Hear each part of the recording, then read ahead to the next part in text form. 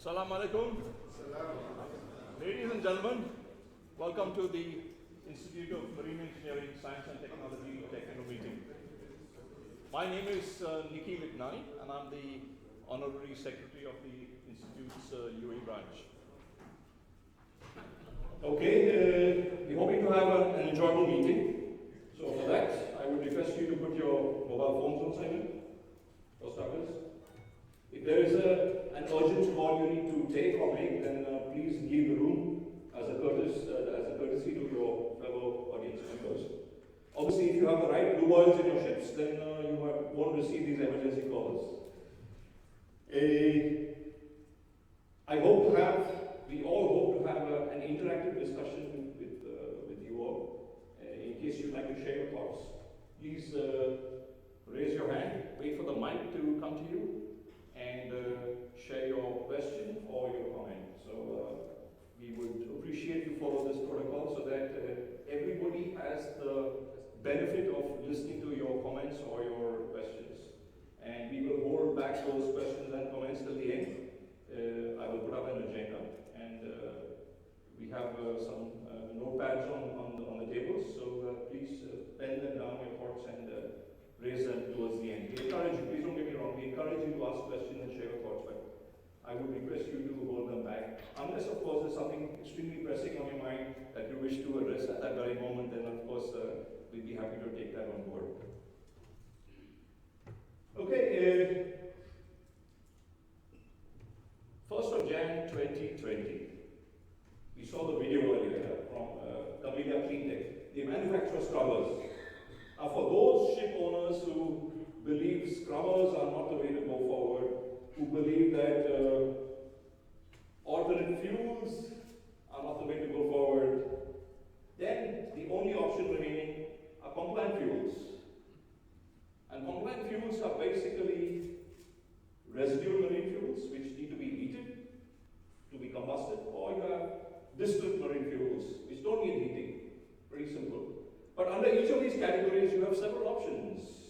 You have low sulfur fuels and you have ultra low sulfur fuels, depending on your area of operation. Obviously, that has a reflection on the cost and the price of the fuel as well. So, having understood this, even this complex situation, a ship owner has to consider not only the affordability, but the availability and the appropriateness of each of these fuels, or one of them, for that particular ship. So it's a ship-specific decision on what kind of compliant fuel, leave aside the other options, that you choose to burn on your vessels. And the plot thickens. Meanwhile, 28% of machinery claims are attributed to the main engine. And you have lube oil failure as the main cause for the failure, as well as the main expense for that failure. So, having understood this complex situation, there is a choice. Lube oil management is going to be a primary area of focus moving forward. For each fuel, you need a suitable lubricating oil. And this will form the basis of our discussion this evening. We will follow the following agenda. I will soon introduce our keynote speaker, Sanjeev. But like I say, well, first and foremost, thank you all for coming for this IMarEST meeting sponsored by Lubrication. Lubrication has developed services and products which are suitable for use with compliant fuels, and that's what we will discuss today. We will discuss whether these solutions, the compliant fuel solutions, as well as the blue oils, are a viable solution, the complexities involved, and perhaps some of you may be able to bring up some opportunities in moving forward Jan 1, 2020 onwards. Like I said earlier, please hold back your questions till Sanjeev finishes his presentation, and we'll be happy to run through a whole set of questions for about half an hour thereafter. And you're all invited after this for dinner and drinks hosted by Lubrication. Thank you very much, June and team, for this meeting this evening. So please do stay back thereafter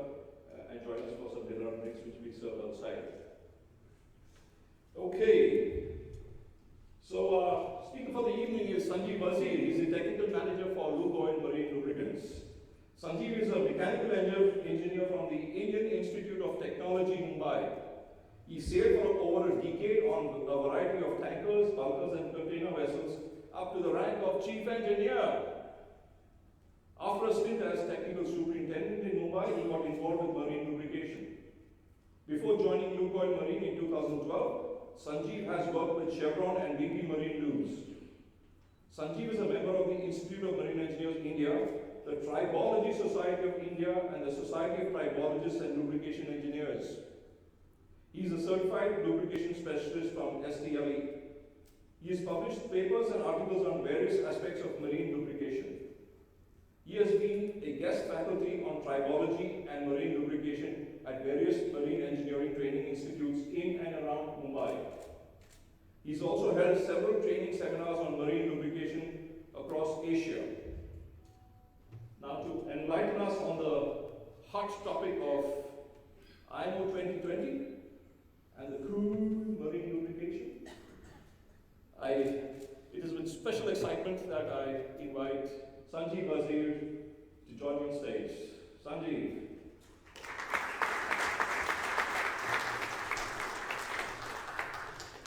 Our tribologist friend Sanjeev Wazir. Welcome back, sir. Thank you. Thank you. Before I start my talk for the evening, I would like to invite June on board here to say a few words about Lukoil.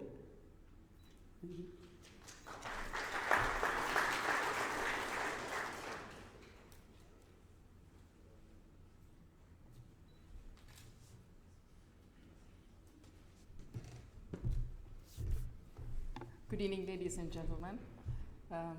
By looking at the audience in the room, I'm very pleased to see we have almost have all the industry people and our customers in the room. And thanks, Sanjeev, for inviting me. Before Sanjeev start, I just wanted to say a few words about Lukoil, and also wanted to thank all of you for your support and trusting Lukoil to achieve this position in the market in Middle East and also in the globally. Exactly 10 years from today or this year, 2010, Lukoil hired me to set up the Lukoil marine lubricant business in the. It goes automatically, or can I stop this? Yeah. Okay, you are doing it.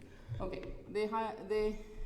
They asked me to set up the marine lubricant business in Middle East and take this forward. Today, when I stand here with pride to see almost all the customers in the Middle East, or one way or the other, they are buying lubricants from us. Thank you very much for your support on that one.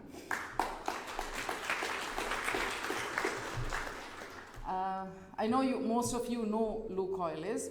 I just wanted to say my same story about Lukoil again. As you know, Lukoil is the second largest oil company in the world.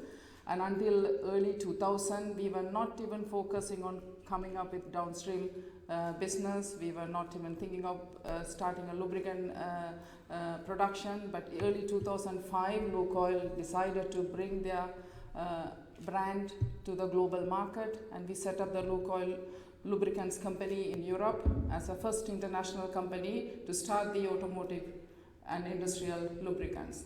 And in 2009, we decided to come into marine business, and we started our marine business in 2009. But the beauty of marine business is we are well ahead of our planning. 2008, we started working on our formulations approval to register our company in 2009 globally. And I still remember my first meeting with Nakil in Trade Center, I think. We have no business at that time. We didn't have any customers, but we had our technical presentation. And that time we were talking about our 100 BN oil. This is 2011, March or April, if I'm right. And I know some of you could remember you were there in that meeting, and they were asking, I know you were there, I know Fareed were there, they are asking, why are you all bringing 100 BN oil when we are going on a low BN oil? And we gave a nice story and we said, this is the future, this is what we brought in. And we became the first supplier of 100 BN oil, and then industry was forced to follow our approach. And 2020, we started working on 2020 in 2016.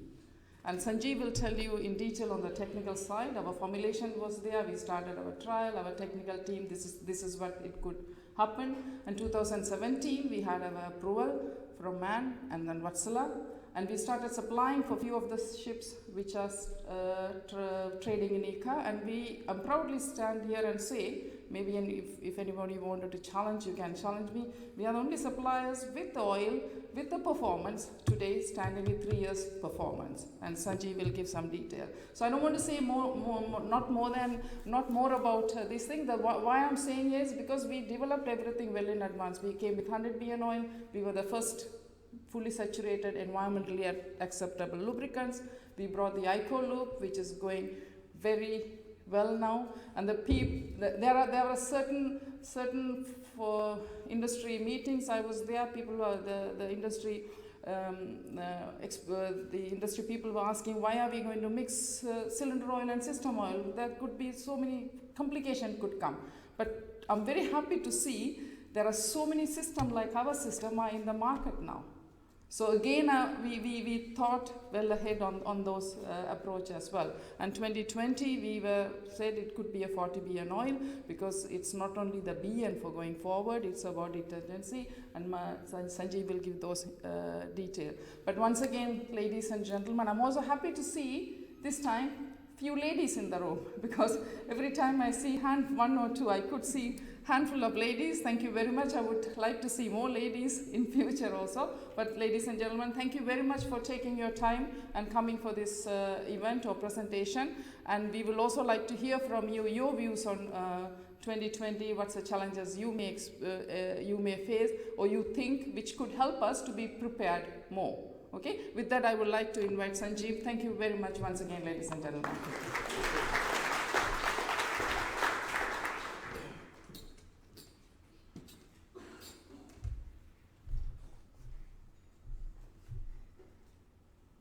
So we'll begin today's topic.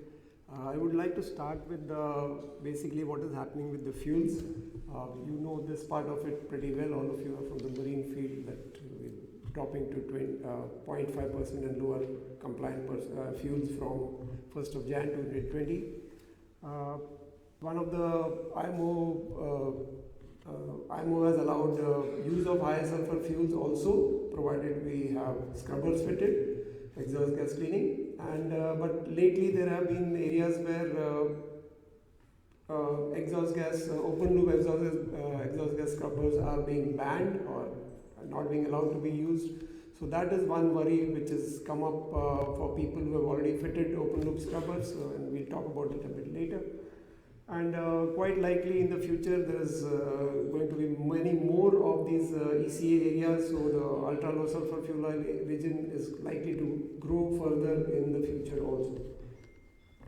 So IMO around 2016 sort of did a projection about what is happening with the fuels, what is going to happen with the fuels in 2020. And they had this high case, low case and a base case, basically how the world economy is doing. And we are roughly along the base case right now. So roughly around the base case, about 320 million tons of fuel being used by the marine industry, of which post 2020, about 10 to 12% would be ultra low sulfur fuel oil, which is the ICA areas. Then about 70 to 75% would be compliant fuels. About 10 to 12% continues to be high sulfur fuels with the scrubber, and about 4% is LNG. So that is roughly where we seem to be headed even now, although the number of scrubbers is not as much as was predicted earlier, but in terms of volume of fuel, because the scrubbers have been mostly fitted in very large vessels, so the volume of fuels wise, we are roughly around on that target. Of course, I have listed many more fuels which are likely to come into the industry beyond 2020. For example, beyond the first four, like LPG, methanol, biofuels, hydrogen and fuel cells, batteries, wind assisted, and lately even ammonia is being talked about as a possible fuel. And we'll maybe spend a few minutes talking about those later. So from the main fuels, HFO, high sulfur fuel, we are all familiar with. We have been using it for donkey's ages, so no need to get into the technicalities of it. But the big issue with using it is, of course, you need to spend on a capex of $2 to $5 million depending on the vessel, and depending again on the vessel, whether you have the space for it, whether you have the stability for it, and so on and so forth. So the issues of using high sulfur fuel, and that's why it's expected that the use of high sulfur fuel will drop to only about 10 to 12% of the marine bunker market. The other issue, as I mentioned, recently in the last say 6 to 8 months, restrictions being put on open loop scrubbers. So that is one big worry, which is on the minds of people who have already fitted open loop scrubbers. From a lubrication point of view also, we are very familiar with 70 BNs, 100 BNs. We even have a 140 BN oil. Some G-class vessels are apparently so corrosive that you also need more BN than 100 BN oil. So we have a 140 BN product presently only in Singapore, and only 4 or 5 vessels are currently using it, but it's there in the future. It's there, and I would guess once vessels are fitted with scrubbers, that limitation on 3.5% would no longer work if the scrubbers are efficient enough to work with even 4%, 4.5% sulfur fuel. So there might be a time in the future that 140 BN becomes a more popular lubricant also. For system oils, again, no change, and for trunk piston engine also, we are familiar with the 30 BN, 40 BN, 50 BN, 55 BN. The other product, ultra low sulfur fuel oil, which is going to be about 10 to 12% of the market, which is currently also in use since about 2015. So we are familiar with the usage of that product. The issue with not using it across the world is, of course, against its cost. Could be 20 to 50% more expensive than HFO. The other issue is again, there's not that much availability of that kind of ultra low sulfur fuel oils, and very often in places you end up getting automotive ultra low sulfur fuel oil, and our marine ultra low sulfur fuel oil is 0.1% and lower, whereas automotive is like 0.00 something, or like in Europe it is 0.005%.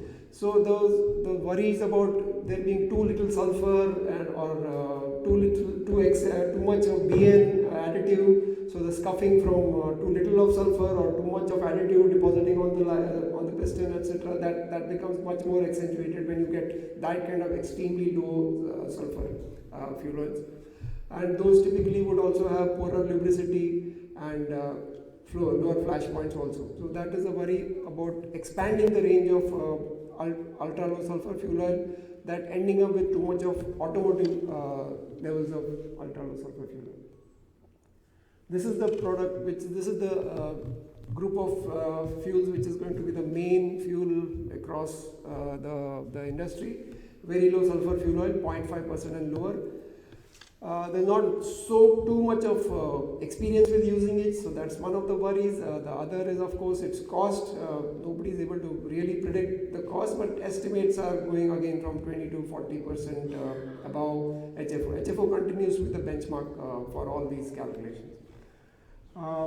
As I said, not too much of a track record, so there are questions raised about stability, about incompatibility, about wax formation, lots of questions around, and we'll get into a bit of detail about those. So from a lubrication point of view, we'll get into more detail later, but just wanted to mention it's from an OEM point of view, 40 BN is being recommended, and we have a product called MCL Extra, which we'll talk about in a minute, which is a balanced kind of a 40 BN oil, and from system oil, no changes. Trunk piston engine oil, of course, you would have to drop in BN. Why not just have very low sulfur fuel oil directly from the bunker suppliers? The issue is when you take crude out of the ground and it has sulfur, it continues in the refining chain down as the lower distillates and middle distillates are removed. The sulfur keeps continuing to accumulate in the residual part of it, and so typically like if the crude started off with a 0.5% sulfur, you would end up with about 1.5 to 2% sulfur in the residue. So it keeps accumulating.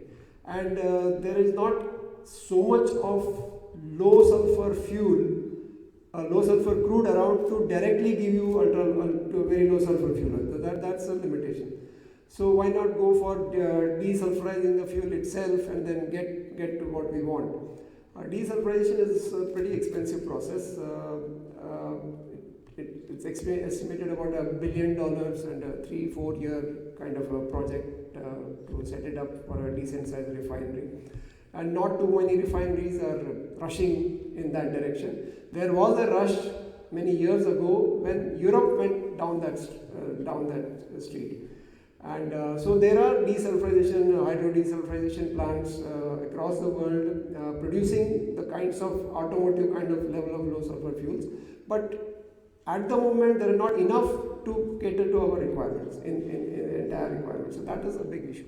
The other thing I would like to mention over here is we are doing all this for the betterment of the environment, right? But sometimes these are like, dual sort of phase things. Like for desulfurization, basically you bring in hydrogen, react with the sulfur, get the H2S out, and then whatever you want to do with the H2S. But producing hydrogen itself is a pretty energy intensive process.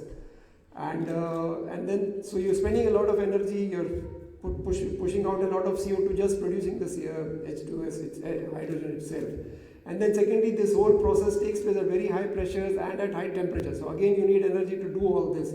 So there is a point beyond which you're probably pushing out more CO2, and the benefits of taking the SO2 out is being more than overshadowed by the amount of carbon which is going out. So, and the higher the sulfur of the crude you start with, the more it tilts towards maybe you're being more damaging to the environment itself. So that's a catch over there. So you end up with having not enough of straight run low sulfur fuels. And then you need lots of low sulfur fuels. So you could end up with having blends of blended distillate products with residual fuels of high sulfur, or straight run with high sulfur, or distillate with high sulfur with some amount of straight run. These are the kind of mixtures that are likely to come forth into the market once we get into the thick of 2020. And that is where the worries come in, because blended fuels are basically works of art actually. Keeping all the components in the mix and needs a lot of care. So, like for example, the paraffinic ends of it are good at combustion, ignition wise, they are very good. But in terms of like waxing, for example, is a big issue there. So you keep all that solute. You bring in some amount of aromatics to keep better solubility for the product. But along with the aromatics, you get some asphaltenes. So then that destabilizes it. So getting the fuel to stay long and be compatible with other fuels is getting the ratios of paraffinics, asphaltenes, aromatics right, so that it works well. And and in fact, you could even have one stable fuel.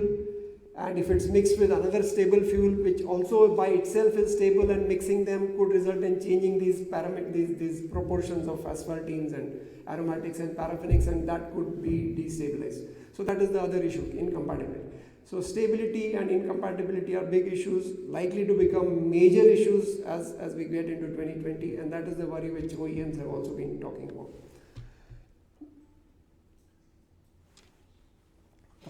So as I said, paraffinics improve combustion, improve ignition. Aromatics typically improve its stability, but it has an adverse effect on combustion, ignition, etc., etc. So getting this mix right is very critical. There is no ISO 8217 coming up very soon, probably expected around 2022, 2023. So while all the marine fuels are expected to follow ISO 8217, because of this change, compliant fuel change, there have been many worries about how we would match the fuels which are coming with ISO 8217, which is 10-12 years old. And so IMO has been promising publicly available specification, PAS 23263, to come out by middle of this year. I think it was expected in May, but now it's delayed to maybe July or something like that. It's like we are even coming to the end of July, but somewhere around this time, this PAS 263 is supposed to come to kind of give us a sort of a level playing field between owners, buyers, bunker suppliers, etc. So that we are all talking about the same thing when we are ordering and when we are using these products. Some of the concerns from OEMs, I've just picked up something from MAN itself. So it's worth going through. Many types of fuels likely to come forth, and handling them and storing them are going to be issues. Fuel quality will vary from batch to batch, so you need probably to segregate them. Different fuel types might be incompatibility, again you need to segregate them. Important parameters like viscosity, density, etc. are going to be very widely.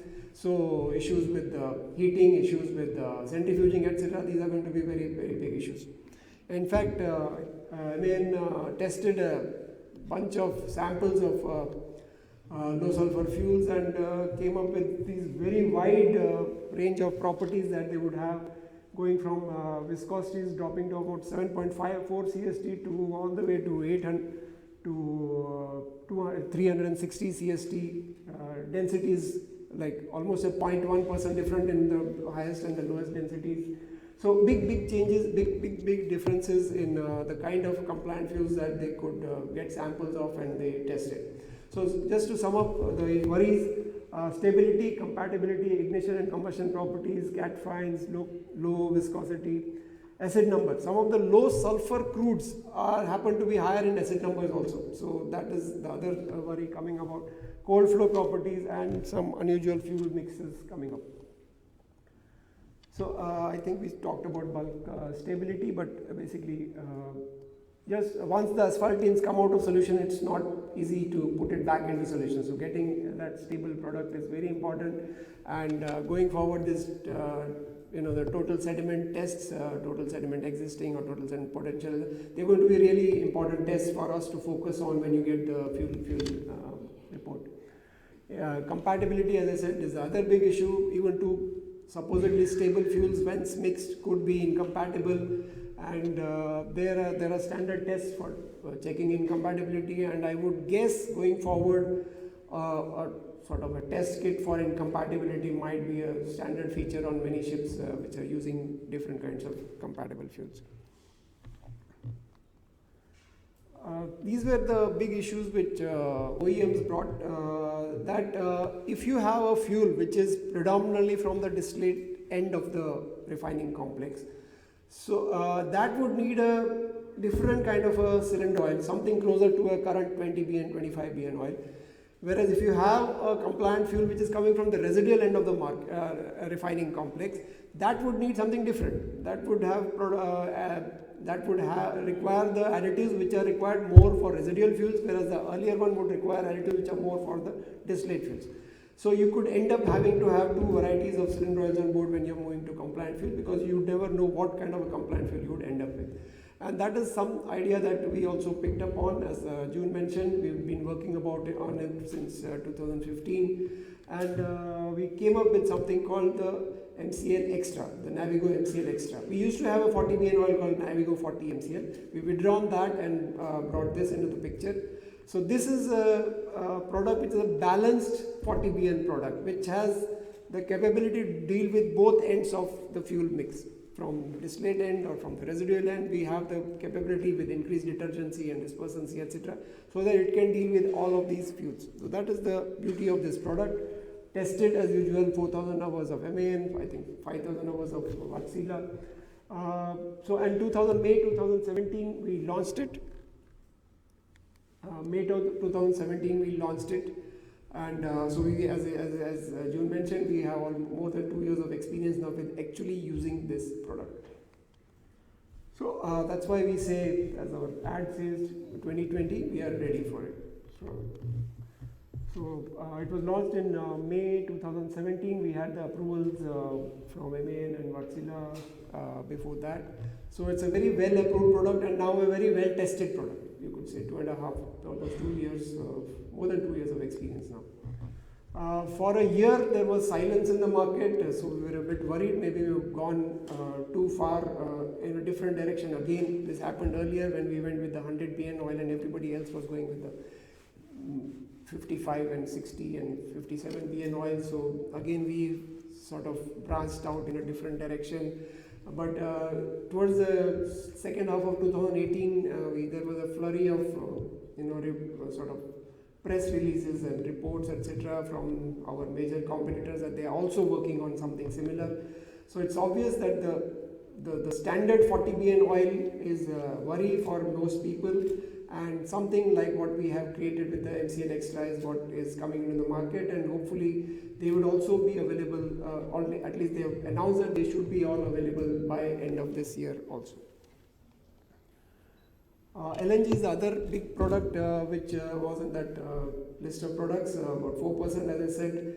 Of course, LNG is basically methane, so one carbon with 4 hydrogen, so nice clean fuel to burn actually. But there are issues. You spend a lot of money if you want to retrofit your vessel from diesel to LNG is a huge expenditure itself. Even new build vessels, an LNG vessel would be about 10 to 20% more expensive than a diesel fuel vessel. And of course, there are the other issues from a volume point of view. You need about 2.5 times the size of a tank versus a heavy fuel tank to get the same amount of energy out of it. There are other issues which are not maybe so much spoken about, but something like methane slip has been an issue. Methane slip is basically methane leaking out into the atmosphere without getting burnt in the combustion process. Either during the bunkering process or even during combustion, some fuel leaks off. And methane is about 28 times more, has a higher GHG potential than CO2, about 28 times. So even small amounts of methane leakage could have huge impacts on the environment itself. The other is the issue of ultra-fine particles. You burn any hydrocarbons, you get particulate matter. That's why in Delhi we have smog every year, or Beijing was suffering from huge amounts of smog until they got their fuels cleared up. So burn any hydrocarbons, you get particulate matter. But you burn very small sizes of hydrocarbons, you get smaller hydrocarbons. And typically you would end up with particulate matter which is so small that it is easier for human tissues to get absorbed into. So there is a point beyond which maybe that could become also an issue. In fact, currently actually particulate matter below 25 nanometers is not even counted. It's like the devices are not there basically. It's not commonly. But what you are producing here is below that. So that is something that maybe in the future becomes an important criteria, an important issue if LNG grows as it's expected. So, so from MAN point of view or from the OEM's point of view, MAN recently published their recommendations in a slightly different format, which is different from what it used to be earlier. So there was some confusion in the market because they seem to be talking about 40 to 70 BN oils and 40 to 100 BN oils, etc., etc. But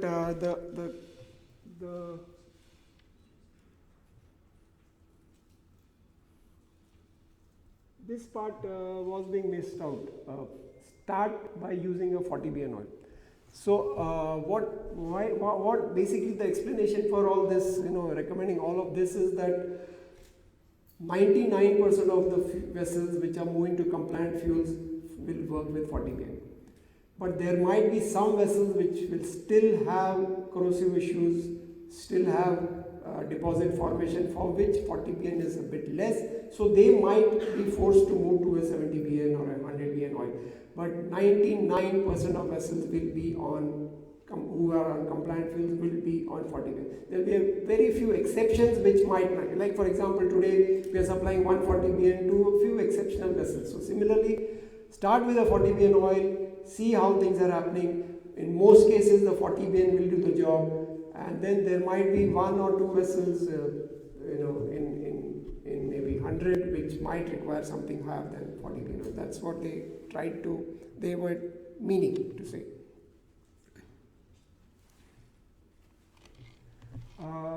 One more important change which they recently brought about is this viscosity. They put a minimum 18.5 CST. I don't know if you're aware. All cylinder oils have been SA50 oils, but SA50 is a range from 16.3 CST at 100 to 21 CST at 100.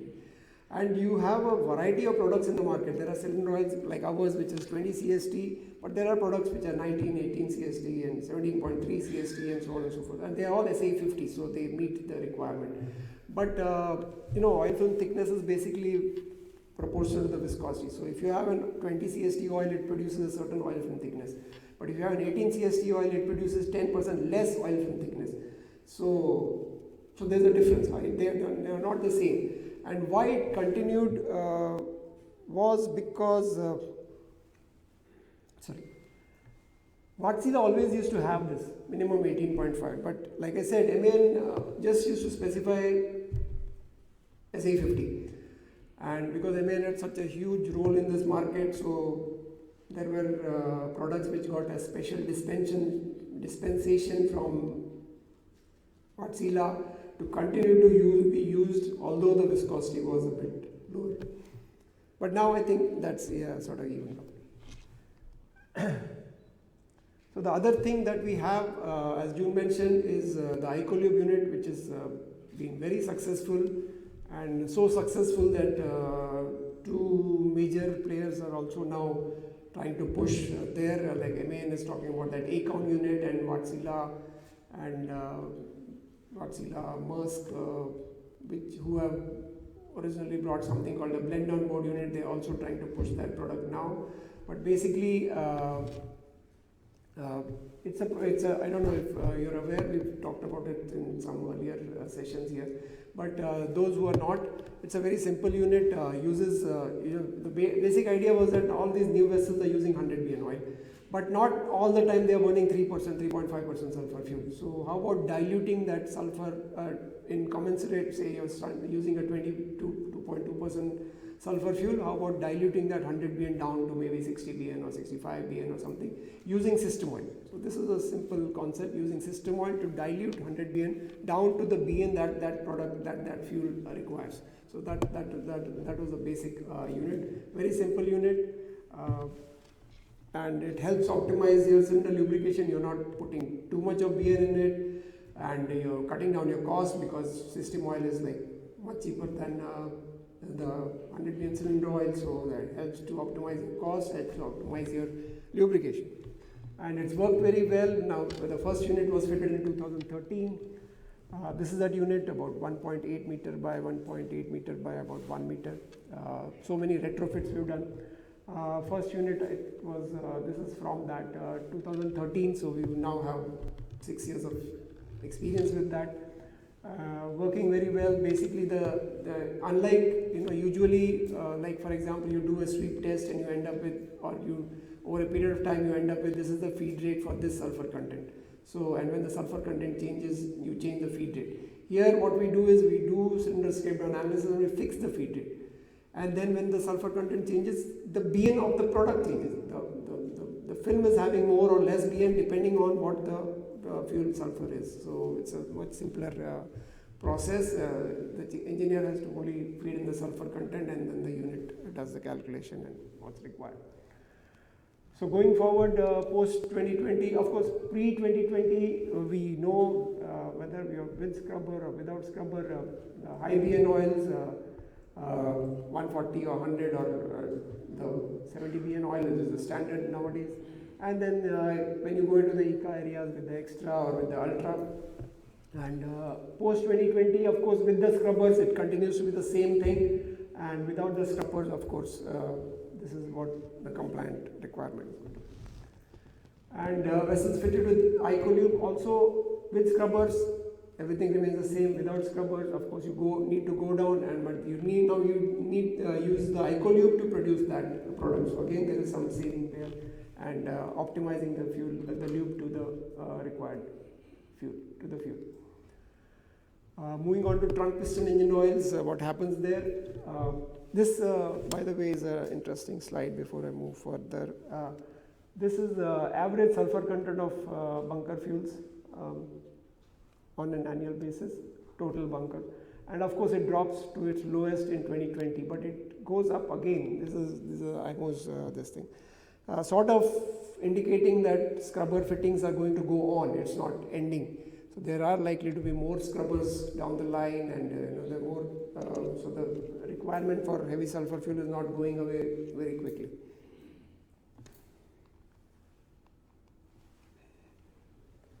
So from a trunk piston engine oil point of view, we have a wide range from 10 BN up to 55 BN products we have in our portfolio itself, and we believe that most vessels will settle at around 15 to 20 BN. But what we have been telling our customers is, like if they are right now on 30 BN or 40 BN, we are encouraging them to stay with the present product, and after switching to compliant fuels, maybe do a couple of analysis, oil analysis, and then come down to what might be the optimum required BN for that engine. So we believe 20 BN would be a very popular product with the compliant fuels, although some OEMs like Yanmar etc. have already published that a 15 BN product would be what they would recommend. But what we are saying is you continue with what you have, unless of course you want to follow your OEM's recommendations and you straight away move to 15 BN, that's perfectly fine. We have the products from 10 to 55 BN.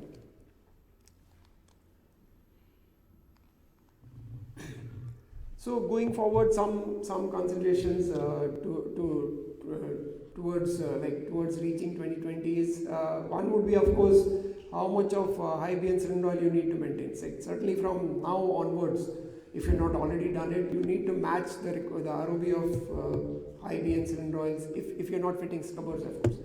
If you're going to compliant fuels, you need to match the quantities of ROBs of high BN cylinder oil that you're keeping on board with as you are taking out bunker tanks out of circulation, or cleaning them, or reducing the quantities of high sulfur fuels. You need to also simultaneously reduce the ROBs of high BN cylinder oils.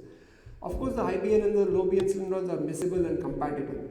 But it's not just like you pour one on the other and it works. It needs a bit more, it needs recirculation or some form of mechanical agitation so that you get a homogeneous mixture. So why end up with a huge quantity of high BN cylinder oil if you're anyway going to compliant fuels? That would be our suggestion.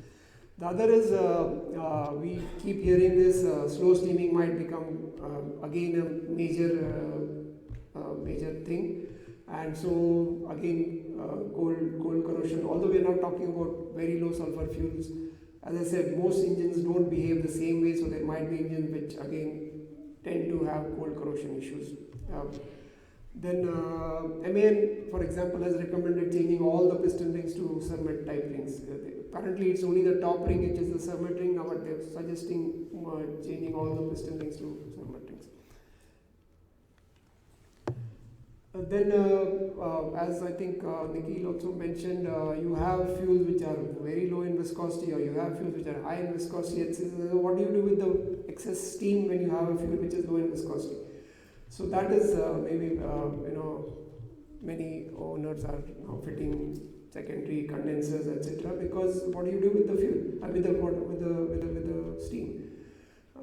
So that is one thing that you. Then.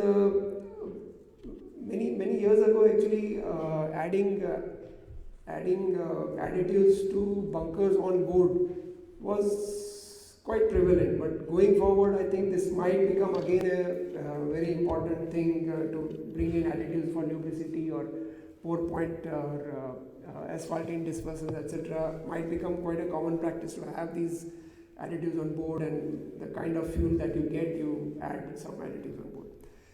Then P&I clubs have said that they will not be covering claims arising from the violation of 0.5% sulfur fuels, and IMO and many countries are also saying that they will be pretty strict about the complying with these. So it is best to start getting ready for it.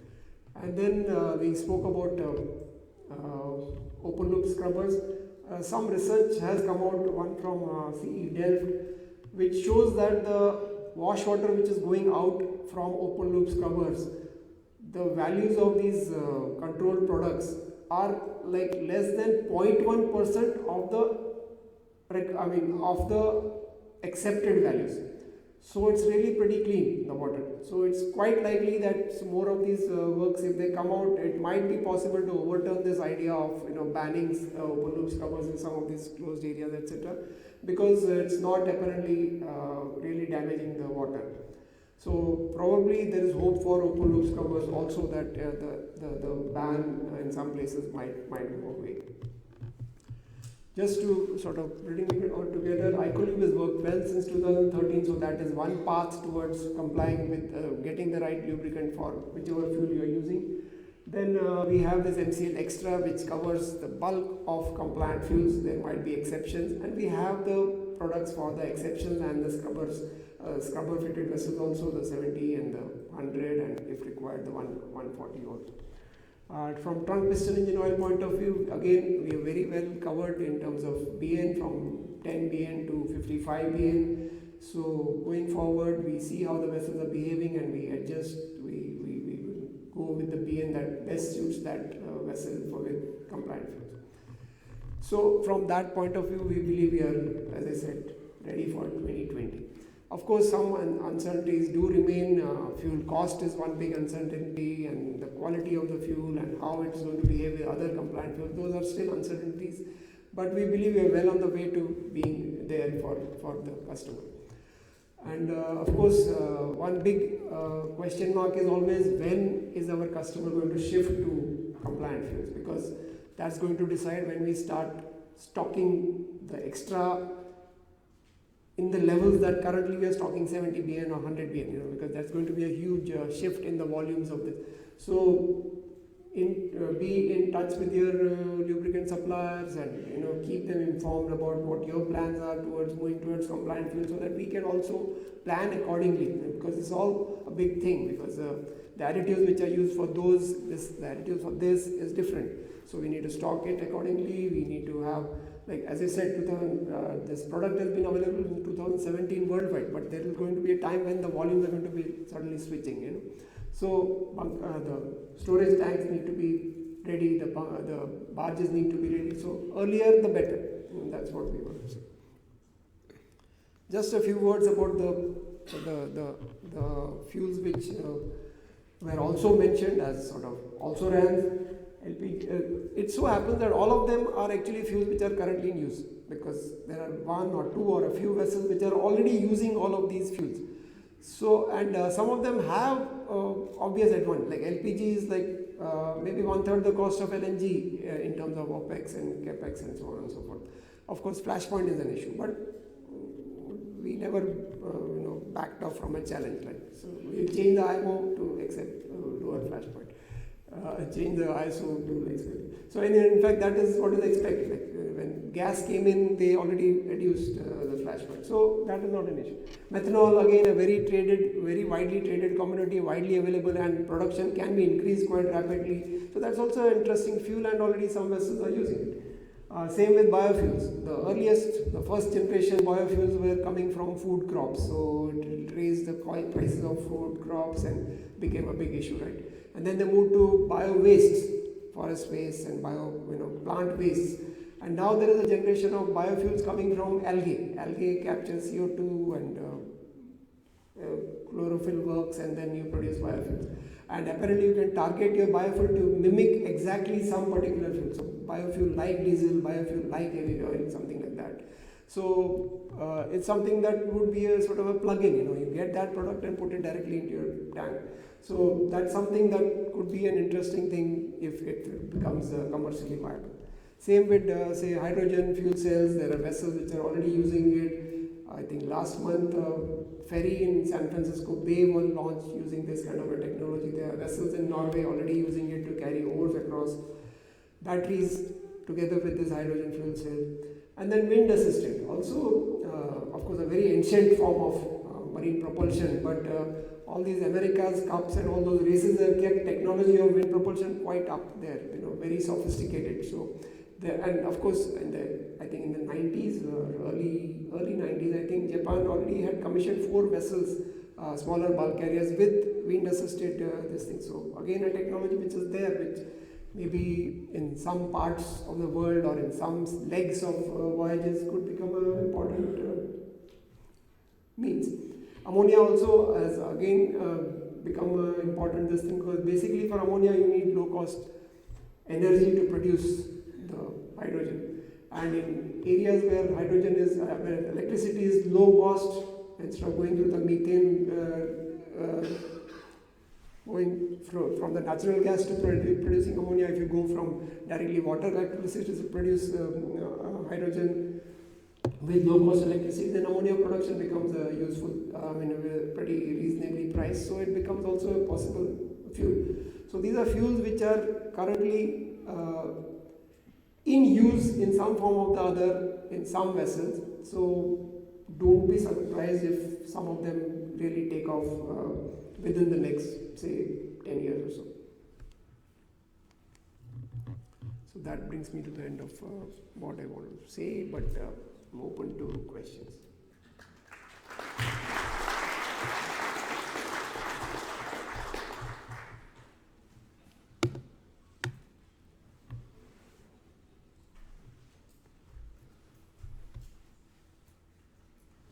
Any questions?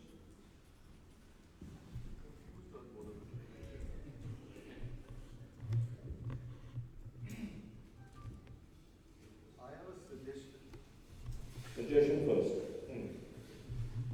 Yeah, you started with 15 BM right up till 140 BM.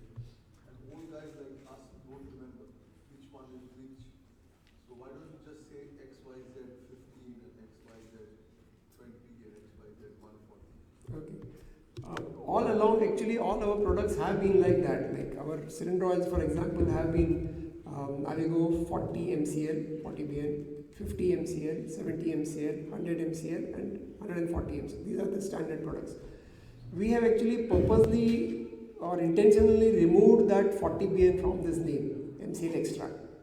And even from our 20 BN, the ultra low sulfur fuel oil, our BN, our product for that is MCL ultra. And we removed that 20 figure from that. That is basically to convey that at that level of sulfur, the BN is not a big thing. How much acid is there that the BN needs to neutralize? It just so happens because getting the detergents normally are the carriers of alkalinity. To get the detergent right, we ended up with 40 BN. It wasn't the intention to make a 40 BN oil, but to get the detergency right, we ended up with the 40 BN. So it's a 40 BN oil. Currently we are using it even up to 1.5% sulfur fuel. But going forward, it is not the BN which is going to be the key. The other parts of the additive package, that is the key. So just focusing on the figure, like you said, is actually diverting from what its real value is. It's not a 40 BN oil. It wasn't meant to be a 40 BN oil. It happens to be a 40 BN oil, but it's the rest of the package which is going to be the important thing with the compliant fuels. And same with the ultra also. That's why the figure in these two products only the figure is out. Otherwise, those other products are there with the BN. Sorry, yeah. Thank you very much for a very informative. I'm just conscious that 3 years ago, you stood up there next door, in the hotel next here, telling us how fantastic it is to go from BN40 and BN70. And then we had this massive show by Wärtsilä and KOPC about how the impact of the 100 BN was cleaning up the engine and the slender head was low, shining. Are we trying to reverse the process now? Are you telling me now that this was not correct and we are going back? No, that time we were talking about the normal fuels which are currently available. What we are talking about now is the compliant fuels. For the compliant fuels, this is what we are saying. But if your vessel is fitted with a scrubber, then that continues to be the solution to your problem. 100 PN is the product for those vessels also. I mean that is the product. All the extra money I spend in 70 PN all this time, I'm never going back to 40 because of the fuel. Because those were fuels which could be even up to 3.5% sulfur fuel, but now we are not going to exceed 0.5%. So of course the BN is too much for that. So if you have too much additive in the product, there's some amount of additive deposition taking place on the piston crown, and then that starts scuffing the liner, etc. So you don't want to have too much of additive in that product. So you go down this way. Does this have anything to do with engine claims that we say that the engine sustained damage because of the low sulfur fuel? Does this have anything to do with the previous claims in the main engine? With low sulfur fuel. When we used low sulfur for a longer time, Mm-hmm. we had this problem of viscosity and combustion, what have you, and then the BN was not changed. We said we would get the Yeah. 70 to combat the problem. Are we trying to reverse the process now? I'm a bit confused. No, if you using low sulfur fuels, you need to match it with and the BN is basically there for the sulfur. The BN is there essentially to deal with the acids which are formed during the combustion process. So to match that, you need to match the BN with the sulfur. That is for sure. So if you were using a vessel with low sulfur fuel and using a high BN oil, that would be disastrous. And the other way around also, like if you're using a high sulfur fuel with the low BN oil, that would be an issue. But if you match the two, then it should be okay. Match the two and the feed rate, of course. Yes. Maybe I just Mr. Sanjay Wazir. Yes, sir. My name is Engineer Om Mehta. I have an only question. I like your tagline, need low oil, think low oil. But many of my practicing engineers and relatives, they find using low oil, the cylinder wear is higher. In spite of changing to thermal piston rings, would you give an impression? I'm not trying to underplay low oil, but why cylinder wear is more with the low oil comparing to the competition oil? Cylinder wear is more with using lube oil or Luke oil. Cylinder wear is more on the ships where low oil Luke oil lubricants is used. and Not had much. I mean, I do see a lot of user analysis reports, and in general, my impression about our products, and I see a lot of vessels having competitive products also. So, I don't think it's a very general phenomenon. I'm not, but if you have some specific cases, maybe it might jog my memory or something. Or I could go into it in more detail later on.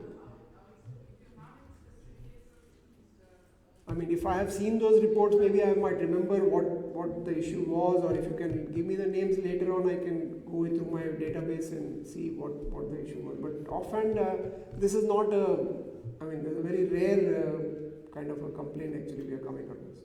I mean, the usual, this thing is the other way around actually. Especially when we brought in the 100 BN oil, we kind of vessels which were using different oils, they actually found the engines got better by using Luke oil. So I'm really at a loss, like unless I see or remember some particular incident, like a particular vessel or vessels. Zarid. So Aziz, thank you very much. Brilliant presentation. Even a master manager like me understood it. Sure. Thank you very much. I have a question following up with what Engineer Om asked, and it is to do with what underwriters are a little wary about, and I wouldn't completely rule out what he said. The underwriters are worried on escalated engine claims due to poor lubrication or inadequate usage of the lube oil to substitute the sulfur, which is being removed in such vast quantities out of the compliant fuels. As we all know, has played as a kind of pseudo lubricant all these years with 3.5 that was being used. So they are worried. So with that said, what does lube oil have as a provision with R&D that you all would have had done on your products to prove beyond doubt to an investigator or a surveyor or a claims consultant like myself as Constellation Green would crawl up on a ship and would probably point a finger about the usage of lube oil, the originality of it, the adequacy of it, non-cohesiveness of it, etc., etc., etc.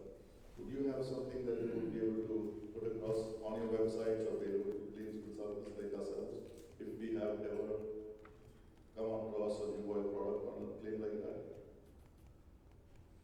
For the compliant fuels that we are talking about now, the MCL Extra, and I don't know if it's too small. These are actually so many hours of testing, etc. Actually, like the OEM gives approval only after testing it with a range. Like the Wärtsilä one, I think, states the fuel also somewhere here.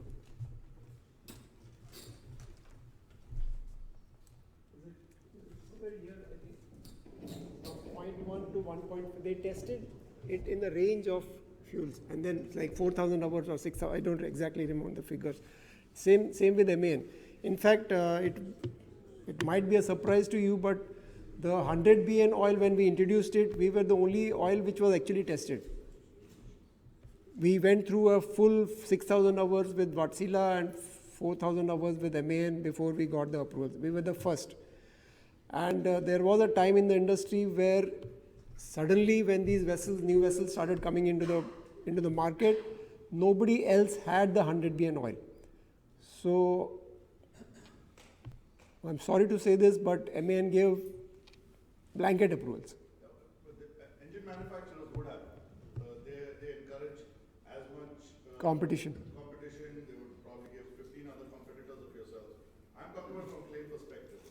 Dosage-wise, age of oil-wise, stability-wise, temperatures at which it has been stored and used before, etc., etc., etc. What would you have for somebody like us to facilitate and have a notepad comparing what has been used on board, how well it has been complied with, what is being tested against, etc.? Where can we find it? Ideally, you need to have before and after where measurements, etc. Like if you don't have the before and you only talk about the after, it really is only half the story, right? So if you, yeah, but then pinpointing like he pointed out, like 28% of main engine failures are. I would say the rest, the figure is so less because the rest were lubricated by Lukoil, but I can't prove it. Right? So what I mean is you need to have both sides of the picture, right? You need to have something on this side so that you know where you started from and how you ended up there. So if you can only look at this, then it's not like, see, actually Lukoil is a very easy culprit to blame. You know, unfortunately, Lukoil is a very easy culprit to blame. It's not, I mean, it's the heart, blood, or it's a heart, like the blood of the machinery, right? But you need to take care of that just the way you take care of your blood, right? You need to get the, you're looking at sugar and creatinine and this and that. Similarly, you need to look after that oil also. So if it's not taken care of well, of course you will have issues. But proving that without the before and the after picture becomes But if you work on that and put something out for public to use, I'm sure you'll save a lot on defending a lot of claims if they will, and they are expected to come out. So I would look forward to a reputable manufacturer of fuel oil like yourselves to be able to give us claims consultants a direction to look at, to be able to say that the oil is stable, the temperatures are maintained as stable, it has been used as per what it was recommended, and the manufacturer verified it and recommended it. All I'm saying is there something available at the moment? If not, you still have a few months to put it out. It will definitely put your reputation up in good stead. yeah, it's a good suggestion actually. Sanjay, Yeah. I will step in. Yeah. Thank you for that valuable question. Every lubricant supplies goes through the standard procedure of testing hours, except for the 100 BN oil, because that was an exceptional situation because nobody had the oil at the moment. Market was suffering with the low coal corrosion, so OEMs gave an approval. Other than that, no OEM gave approval without testing. But claims like this, and no lubricant suppliers ignore any of these things, because any claims, one of the gentlemen stand up and say, there's an issue, I will have a discussion with him to find out what's the specific. We go go through this one. As Sanjeev said, the first thing they look at is engine flows from lube oil. So that could be the reason. But we need to have all the parameters to look at it, and we look at all the conditions, and we come out with the final report. What happened? Publishing those reports, we cannot do as a lubricant supplier. The vessel owner has to agree to publish the details, because we had whenever we have issues like that, we don't ignore it, we look at it, we go this, but publishing that on a public domain for a surveys like this, we are part of the problem. We are not the owner of the problem. The owner is somebody else. And we know we are not at fault, and we are not the problem. We are happy to publish that one. But we cannot publish that until every stakeholder agrees with that one. So this is something you may want to talk to the industry to come with, without pointing out this problem could be this reason, something like that, some data collection and put it in the system. I would say that. Okay? Yeah. Thank you. You're also the solution. Mr. Ramoti, did you raise your hand or? Sorry, can you get the microphone, please? You just need to raise your hand, please. You know, Why is it okay? I think there's a question behind. They have the mic. Yeah, Sandeep, thanks for the lovely presentation. It's Dalip here. Now, we are understanding the two complex problems that were coming at the same time. One basically being the fuel oil, and the next being the lube oil. Now, earlier days, the lube oil tests were being done once in a 6 month, not mandatory, and that was a basic guideline for operating a vessel. Now, with two parameters suddenly changing, and on the vessel not very ready with the ship's crew that we know. Now, when there is a claim, first part, it always comes to the last lube oil test report, correct? That determines what the vessel has been operating, and the earlier one. Now, having a gap between lube oil coming from one station of operating pattern, getting analyzed to all the details, receiving on the vessel, correcting it, sometimes it is too late. Now, I have a small question on that. Second part, the important one. The crew needs to be guided on a very close monitoring system that whether they are operating right or wrong. Presently, we are facing a serious issue, and I hope with this two complex problem coming together, there will be more seriousness. Now, I know some oil majors are already working on a technical team, the lube oil suppliers will basically have a team that will respond. Now, what is Lukoil doing on this kind of thing? How are you going to support the owners and the industry? Can you tell something on the technical side of it? We also have a technical team, and as you would have seen, our technical team was on the draw much earlier than everybody else by coming with the solution for this issue. So when you said there are two complex things coming up, one is change in the fuel oil and the lube, I would like to say that we provided the solution already on the lube oil side.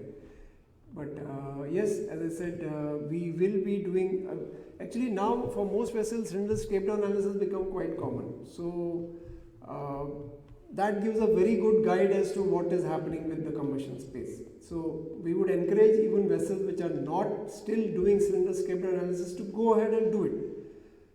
One would be a before, like what you're doing now, and then one would be an after, which if you're not doing. There are many, there are literally thousands of vessels which are doing it on a regular basis, like every quarter or every 6 months or something. So that gives a really good guide for two-stroke engines, like how they are behaving. So that would be one thing, and then of course under piston space inspection and measurements, etc. These are all very good guides to what is happening today. And then what, like going forward, when we change to the compliant fuel and then change to a lower BN oil, that would be the next step. Like, again seeing what is happening to them, so that whether we need to fine tune anything in terms of feed rate, for example. Okay, Adi, what is the time you are looking at it from the lube oil, you getting the report back to the vessel? Roughly, what kind of time are you looking at it? We get the report back in I think 48 hours from the time the sample reaches the lab. Yeah, now the first question is, it is very difficult for lube oil to basically come down to you in Dubai, or I don't know where you would be. Sorry? Because there's a logistic issue with the lube oil being thrown in the aircraft. We know that issue, right? Many countries do not let the lube oil come out of the country. You know that. So this is a bigger question. When will it arrive, and whether you are globally fit to support the industry now? Are you fit to support the whole. We have labs in here and in Singapore. So 2 places. Yes. So Southeast Asia is basically covered from Singapore, and the rest of the world is covered from here. And one of the reasons for choosing this place was the amazing air connectivity that this place has. Like we get samples from South America in like 2 days, 3 days, something like that. So it's amazing connectivity that this place has. So this place as well as Singapore are very well connected in that sense, you know, from a. So there are of course cases like recently we had a sample which had been lying in the lab for a month, and then the ship owner woke up and I not received, and then the lab sent me the photos. All the bottles were there, where everything was mentioned, ME and AE and hydraulic and all, but there was no vessel name. So there are delays, but those are like those are other issues. But otherwise, getting the sample to the lab is basically between the owner, the agent. Once it's in the agent's hand, he has to have the Logistics. Logistics. Like he should be able to do it fast. I mean, there are people who sit on there are agents who sitting on a sample for a week and then post. So that is where I think the maximum delay takes place. Because once it is in the air, then it's not that much of a delay. Offline, it's also been a challenge to get it down to the right. Yeah, in Nowadays, they're not allowing these samples to be. India has been a big issue. India, I know by my experience myself, India is a tough place to send samples from. Fortunately, we don't get too many vessels calling India and sending samples, but yes, I mean, can't do much. But we have our lab actually has tie-ups with certain courier companies, and we have a setup whereby we can we can have a contract for sending the samples also.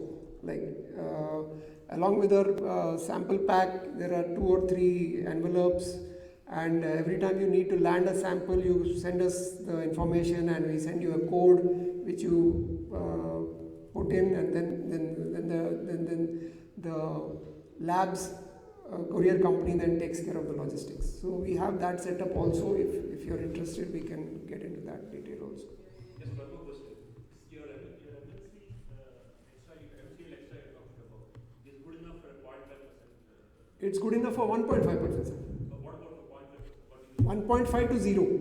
For 1.5 to 0. Yeah. 1.5 we are saying because we are currently using it in low sulfur is up to 1.5%. So 1.5 to 0. So if you are having compliant fuels and you go into ICA and pick up a very low sulfur fuel oil, also this works. It can also be used with 0.1%. Yeah. That's what I meant. 0 to 0.5. It's one product. Mr. Malik, but you know in Singapore, drones are delivering now, to and fro from shore to ship. Sample. Yeah. Mr. Malik. I believe drones are going to be used even for monitoring the exhaust. Sniffers. Sniffers, yeah. Mr. Malik. Yeah, is there anything in the design of the piston ring? Because there is a requirement of no bike. Design of piston rings. Can you say something about that? Correct? I mean, for example, has said you need. Piston ring. Sorry. Design of piston ring. How piston ring? You mentioned symmetry. Yeah, MAN actually has recommended you move all your piston rings to Surmet type rings. MAN is actually recommending that instead of currently only the top ring of the pack is a Surmet ring, but now they are saying change all the piston rings to Surmet type of rings. So that is something that I've not heard anything from Vatsila on this, but from MAN, yes. But we have a OEM right here to tell us about piston rings. Oh yeah, there he is. I'm very happy about the discussion actually. Did you say you're happy or not happy? No, it's very. His name is coming, you know what's happy. No, first of all, let me tell you. Maybe. Don't vaccine anymore. Sorry. Yeah, just a small correction or update. I'm from Wing GT. Okay, I'm not vaccine. Oh yeah, sorry. Today is the 4th stroke. Okay, so I will talk today about Wing GT, which I think most of your presentation was about lubrication for the two-stroke engine. Yeah. Just a small clarification. Lubrication here is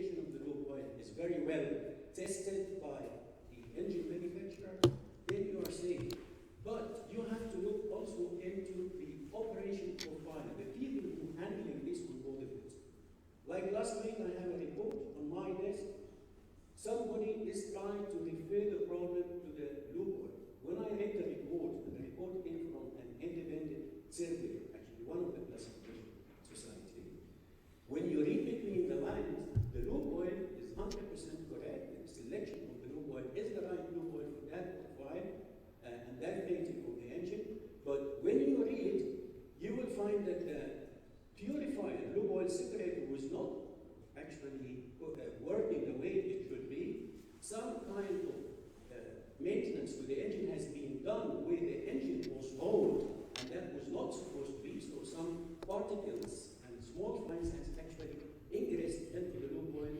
That has led to consequences later on which caused some damage to the engine. So the easiest thing to say, yes, let us see the lube oil is not okay. As I said, lube oil, it just, you choose it once and that's it. You don't have to actually worry about that. Specification is done, you got the approval from the maker, then you need to look at how the lube oil has been handled in the engine, what kind of people be operating this engine, what kind of rating also the engine is run. I'll give you a very simple example. I mean, a few years ago, when we had what we call the slow steaming caused a lot of problem to us as an engine manufacturer, because any engine, either Winch engine or MA engine, they are not designed actually to go for slow steaming for long time. And because of that, we have actually entered a lot of extra, what we call cold corrosion. Okay? Cold corrosion is because of the dew point. I'm not going into detail of this, and we suffered a lot, and we had a lot of claims from the owners, and the only solution out of this was actually getting a lube oil with a special specification, which I think you came with the lube oil 100 at that time. I think you were the unique in it. And that was actually the way out. Okay? So, I mean, we need to look at many things. It's the engine performance, it's how the engine is operated, what kind of rating we're talking about, before actually all this contributes into what kind of claim we're talking about. Some of the colleagues here talk about the claim, the underwriters, selecting of the BN as well. BN is just as good as the kind of fuel you are using. I mean, if you want to use 100, then you must have a non-compliant fuel. And that was, as I said a few years ago. From now on, I think maybe we can reduce the BN a little bit, because you're using this sulfur. So the sulfur is very important function on what kind of BN you're using. I think that's enough for me. Thank you. Before Sohail asks his question, Fahad, you were asking me before who's sponsoring the next meeting? It's going to be WinGD. Well, Sanjeev, I will totally agree with Mr. Ibrahim Berry. It is very easy to blame lube oil or something, Nobody wants to think about the engineers, what they are doing on board. I have suffered these problems with engineers on board. If they cannot maintain the rate or the feed rate. My question is this to you. You have done research with both the engine makers for 6,000 running hours on the test bed. No, running engine. Okay. Did you do the Tier 2 mode or Tier 3 mode? It will make a difference. Tier 2. Tier 2. So what about Tier 3 mode when you are not supposed to maintain the high exhaust temperatures, and there could be a chance lube oil can be carried over and it's going to affect the SCR? Have you done some research on this? Engine makers and maybe GD is here. Have they done research on this? Because there is a big question. Urea will be injected in the exhaust. Yeah. Then it will come into compliance, right? So what is going to happen at that time if lube oil is carried over? Basically what happened with the automotive industry also, they also have been having SCRs, right, for a long time. So basically with those engines, the lubrication needs to have very low levels of ash. Basically sulfur, phosphorus, etc. levels go down quite a bit. So the formulation has to be tweaked to get down on those components of the lube oil which could impact the functioning of the SCR, the catalyst. So of course that would need a change in the kind of formulation. This won't be the one, these oils won't be the ones which will be used for the Tier 3 SCR fitted engines. No, these will not work there. So you are saying this oil, what you recommend is not going to be for Tier 3? No. So for Tier 3 you need a different additivization. Ship has to carry two different lube oils then? No, then that would be the lube oil. Okay. Then that would be the lube oil. Yeah. Because now my ship is on Tier 2 board is going to EK area. Yes. When the nitrogen and NOx compliance will be implemented, it will be SCR will be used. You will be using So SCR. then if I don't have that particular oil which you are mentioning now, so what will be the situation with the owner? So when is this switch happening? Well, people know Tier 3. from 2016 any engine is made in any yard is coming with the Tier 3 mode also. Right? No, but SCRs are already fitted. Fitted, yes. Fitted, and quite possible some strict places like Europe, they may be asking now for the compliance after this 2020, because the scrubber will be there and also the SCR will be used also. Okay. So, I know as far as I know because we are building new ships. okay. So now in that they mentioned us, if I want to use 3.5% fuel, that SCR going to cost me 350,000 extra. Mm-hmm. Or 0.1% or 0.5% is normal. It's included in the outline specification. The now cost. This is a question nobody knows answer. Anyway, Yeah, I will leave it to you. You can find out. yeah. Basically, low SAP soils would be the ones which are which would be Now, required for. Indian regulators sitting here, they should know all these answers also. And also, might be nobody's here because only the engineers here. So anyway, we'll discuss this later. Yeah. Okay. Thank you. Thank you, Mr. for the very positive presentation. Khusro, can you, unless you can scream loud enough.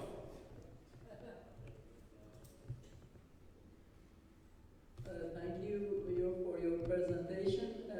We are talking about BN all the time, about your lube oil, that you went up to 100 BN. Of course, when you increase the price of oil will be higher as the BN goes up. Now, you didn't talk anything about viscosity index, which is one of the most important parameters of the lube oil. My question is, I don't want to go into chemical characteristic of lube oil because it's not maybe fair for this event. My question is that since, as you know, the low sulfur oil is more expensive than higher sulfur oil, are you going to compensate your price since you are decreasing the BN to be compatible with the low sulfur oil? Are you going to change the price since you are going to produce lower BN lube oil? Actually, it really doesn't work like that. Because, no, I'll tell you. How will they sponsor this meeting then? Because the additive package which is used for the 70 BN and the 100 BN is very different from the additive package which is being used for this compliant with the MCL extra. So the additive package is different and it is a much more expensive additive package than the 100 and the 70 BN oil. And also the volumes of these products are currently very different. The volumes of 70 and 100 BN, the high BN products are much more than the volume of the MCL extra currently. So going forward, when these volumes switch, then maybe there will be a price correction to some extent. But at the moment, the MCL extra is roughly costing us the same as a 100 BN oil. Roughly that is the cost.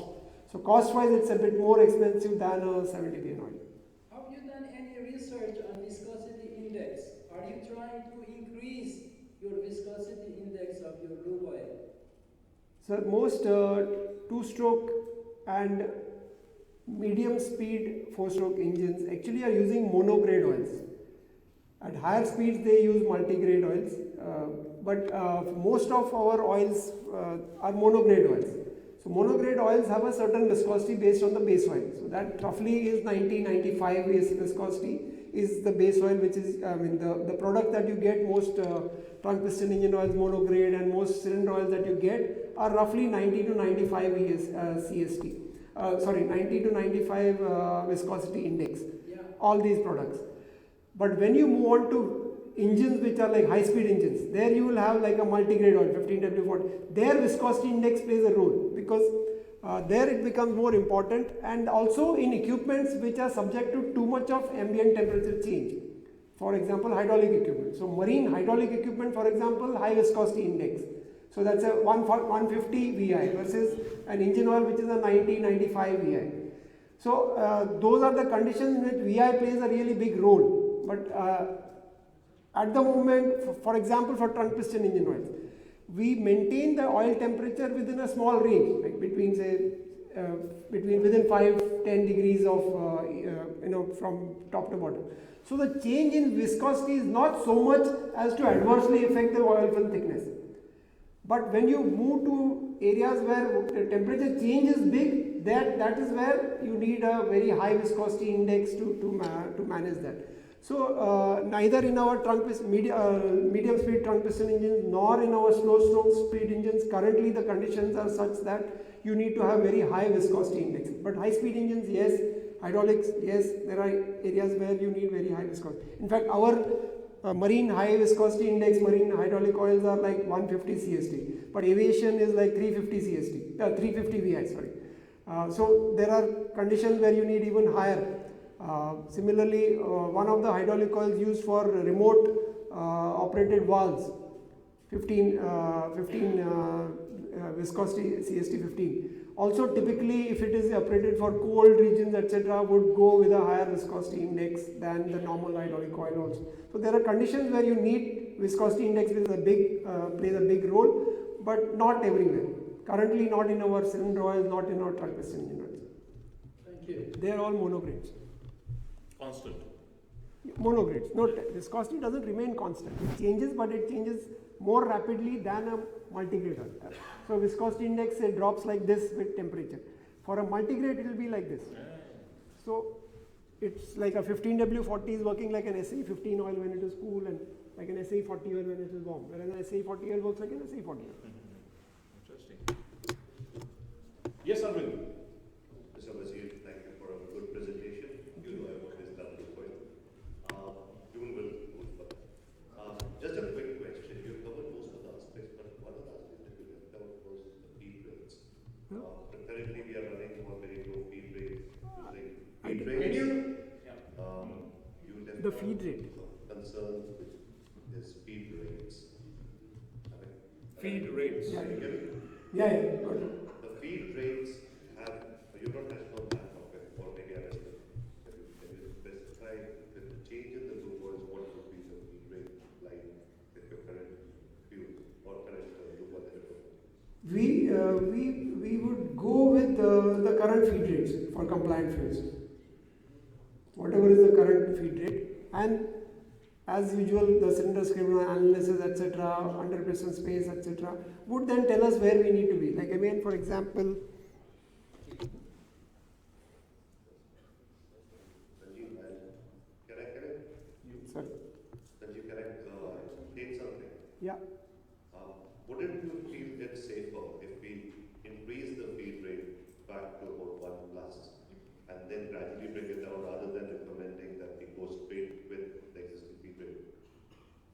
That would be 0.6, 0.2. yeah. I mean, increasing it by a notch like 0.5. Like typically when we see some adversity in the condition, we typically go up by like 0.05 or something like that. So even that would be acceptable. I mean that is perfectly fine. And then of course with the analysis reports etc. we would come down to what would be the ideal feed rate. I'm looking for some. While he's looking for it, Yeah, I just add a small little thing here, if you allow me. The feed rate. Yeah, the feed rate actually you have to follow the engine manufacturer recommendation. I mean, we tell you what kind of feed rate to start with according to the sulfur content on the fuel. Normally we start with a very relatively high feed rate and then slowly we reduce down as we check the sulfur content. So I think it's a combination or a combined consultation between the OEM and the lube oil manufacturer. And normally it's mentioned in the manual. So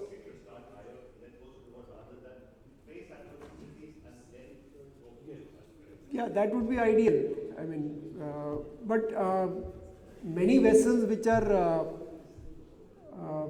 for example, vessels which are typically not using cylinder scribbler analysis are using anyway higher than what is required feed rates. So if you are doing cylinder scribbler analysis and you have a good idea of what's happening, then we can, if your BNs are coming out pretty okay, it's fine. But yeah, if you are at the low end of it, then maybe we could have a small increase. But I don't think it would be required.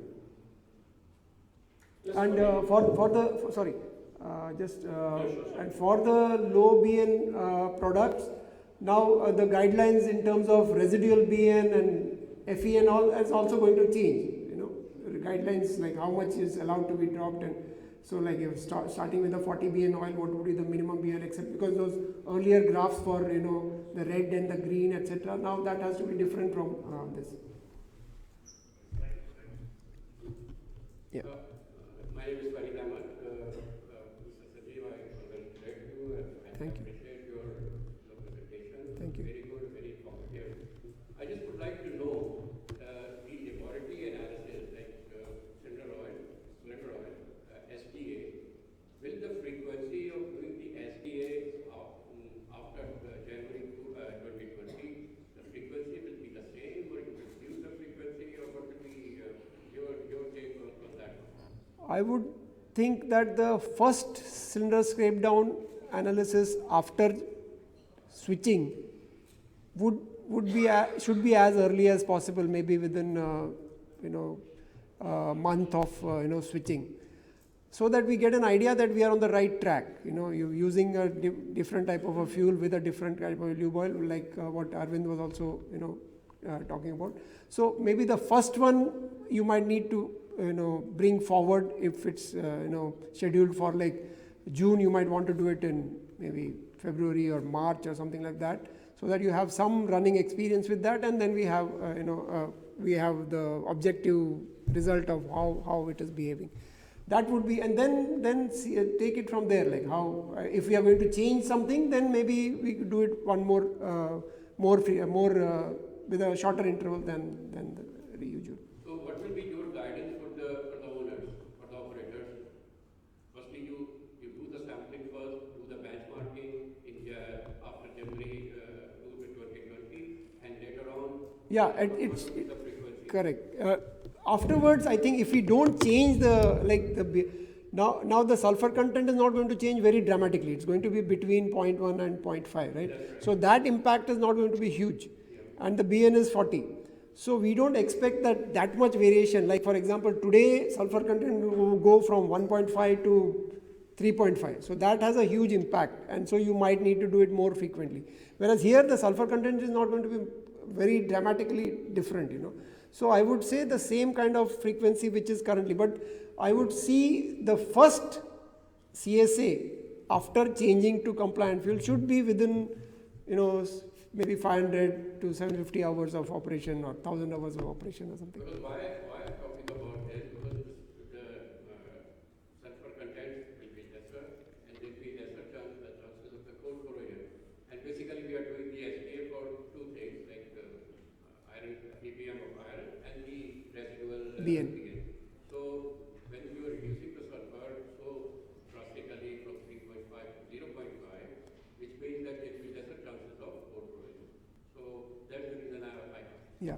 In fact, as I said, like for example, MAN has actually come up with the guidelines for that, with compliant fuels and low BN cylinder oils. What they would be looking at in terms of FE, residual FE and residual BN. So there is a different set of numbers now to look at. And you were talking about the slow steaming also. So will we be more comfortable doing the slow steaming with the lesser sulfur content?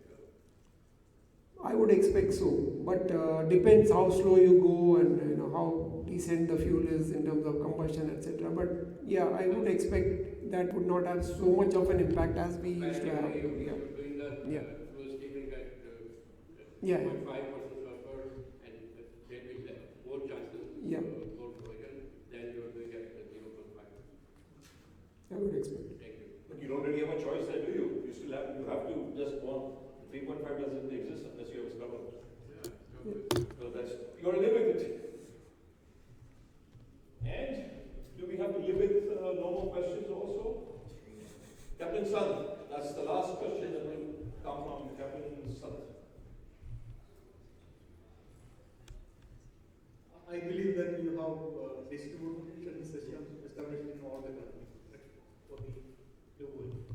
Sorry, Supply of lube oil, you have established system in each country.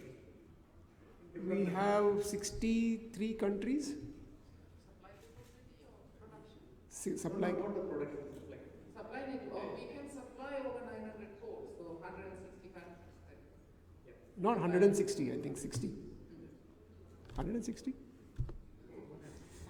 Okay. Yeah. Some big number. Right.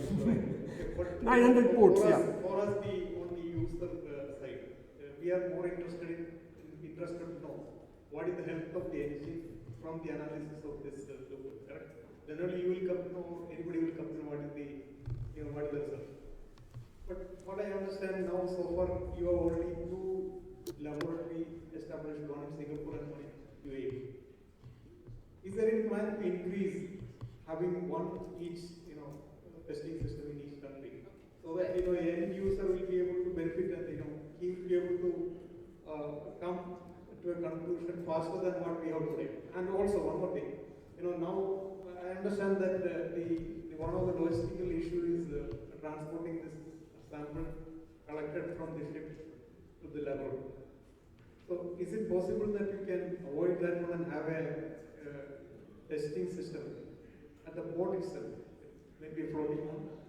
I think I believe it will not cost much. it will definitely cost more. No, but the reason, not only us, most of the lubricant suppliers would like to test in one place because it's the consistency of the test method and repeatability and accuracy of that one. Me coming from, I'm an ex-BP person, and coming from BP, I can say 2 experience. That time we used to have only in one place in Ghent. And we started in Dubai. We were looking at everywhere. Dubai we started because it's easy, much easier compared to other places to move around the samples and all. Then we see a lot of further requirement came, and it's not our lab. We are using one of our third-party lab which is contracted to us. They opened up a lab in Singapore. We also hear a lot of challenges from other areas. Now our lab is looking at opening up another lab in China and one in Europe. So we are expanding. But having in every port or every country is not practical because we need to have the same equipment everywhere, which costs a lot of money. And somebody was asking, it's difficult to courier when most of the customers, when we say, okay, our lab will arrange the courier service, but then who will pay for the courier service? So these are all expenses coming to that. So we look at all the scenarios and we look at it. It's a valid question you're asking to have everywhere, but having in every country or every port is not very practical to have it. But we will have it in hubs where that will help us to develop. Now our lab is confirmed they are going to open up one in China. Because China is a very difficult port to bring samples. But we have an arrangement, our lab collect the sample and bring it out. That arrangement we have. And then we will look at the other areas. I'm not sure. I see some of the lubricant suppliers are here. I don't know whether you have labs everywhere. Maybe total, you guys, you have labs everywhere or one central one? Four labs. I work with Chevron and we also used to have only 2 labs, I think. What about your production system? Maybe 20 years back you had production in one place and now you have... No, production also we manufacture over 34 places, like Dubai, we have manufactured Singapore main ports, we will manufacture. Then like ports like for example Bangladesh, we don't manufacture because we are concerned about quality, going in, coming in, everything. So we have to send finished product. So production is 33. The answer to your point, I think you answered. No, it's dependent on the volume also. Consistency of the product, which you answered. Yeah. You can manufacture the product in different countries. From one place to 35 different countries, you can manufacture. But when it comes to testing the sample or the used oil, then you are saying you will not get the consistency in testing. I said we would like to use the same environment, have the consistency of the. But then you answered that question. You can manufacture in 35 different places, but you cannot test in 35 places. No, actually that issue, what you're raising. This is the point of what I'm talking is from the owner's point of view. From the what I meant is, what I wanted to say was actually if the urgency of testing is so much, actually there are onboard test kits also that we give. You know, so the testing, actually many vessels are doing testing on a weekly basis on board. So it's like it's available on board if it is required, but we would rather that we do the testing in our lab because the consistency is there and you're doing tests as per ASTM. So as she said, it's not, I mean, if you happen to be positioned here and if you happen to go to our lab, you will see it's a very sophisticated setup. It can't be replicated easily. It can't be, I mean, maintaining that kind of levels of, you know, consistency, you know, it is pretty big expense. There is worry that putting up the analysis in a common practice on your website, so you are lacking there. So that feedback from the owners is not going back to the industry or to the insurance people.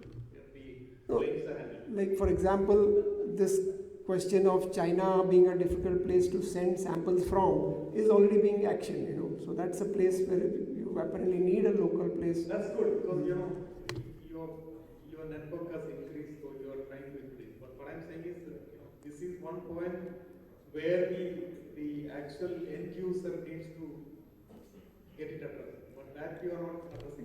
That also actually, as I said, like as she mentioned also, we have test packs in which the envelopes for sending, our lab will arrange the dispatch. That is available. That is. I'm a user now. You know, let's consider how many ships are there.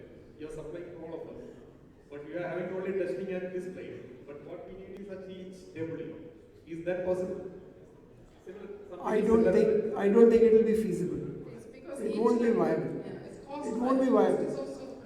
I mean, a lab to be viable needs to have about 500 samples per day going through it, if you set up that kind of a lab. So 500 samples per day is not, like for example, she mentioned Bangladesh. You will have 500 samples maybe in 6 months. So it won't be a viable product. Why not considering one in Egypt, where the number of vessels which passing through Suez Canal? So it's a question of how many samples are landed there. You know, they might be passing through, but how many samples are landed there? That is what decide how much samples will go through that lab. I'm sure there are local, like for example, I'm coming from India. We have like about 50 lube oil testing facilities. But because there are 50, none of them is viable. So you have an issue. So what happens is. Like one incident where the chief engineer with whom I say he had sent his samples to one of the universities there in, you know, he knew the university and he sent the sample for analysis in the university. They could do that one. No, as I said, there are many samples. Even here, probably like Lukoil has one lab, and maybe some of the other majors have one lab each. But there will be other local labs which are there. Even in China, every port would be having a lab. But do you want that report to count, or you want a consistent report to? Otherwise, there are labs all over the place. That will become an issue of the vetting. It has to be approved by Yeah, that's what I mean. It has to be, I mean, there has to be a certain level of throughput through the lab to make it viable. You know. Excuse me, one last question. We're very hungry. Between When is the dinner? Is it? Are you serving the blue to us? in an argument between a captain and a chief engineer, the captain has the last word in every argument. Anything a chief engineer says after that is the beginning of a new argument. And on that note, yes, we will take your cue there. Speaking of chief engineer, I would like my senior colleague, fellow of the Institute of Marine Engineers, chartered marine engineer, MSc previously in marine surveying, has recently got a second MSc at this young age of whatever, in engineering for marine professionals from the Plymouth University with a, what is it called, with a distinction. My senior colleague, Mr. Farid Ahmad. Can you come here, sir?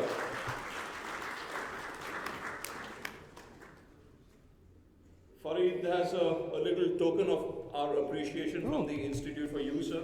So, if I ask you to come and stand here, position you correctly. Farid, you know where to stand as always.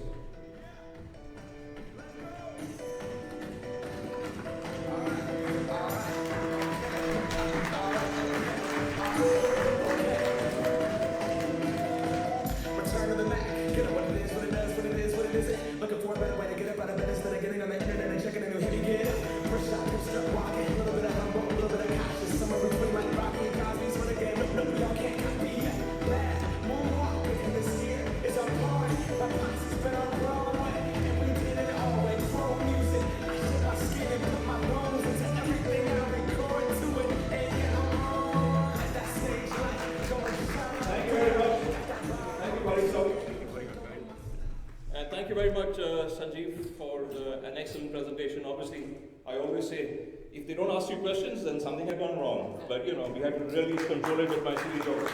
So let's give it a round of applause. Thank you all for coming. Very important. Yes, we can do all the song and dance, but if you don't come up here, the meetings are not going to be successful.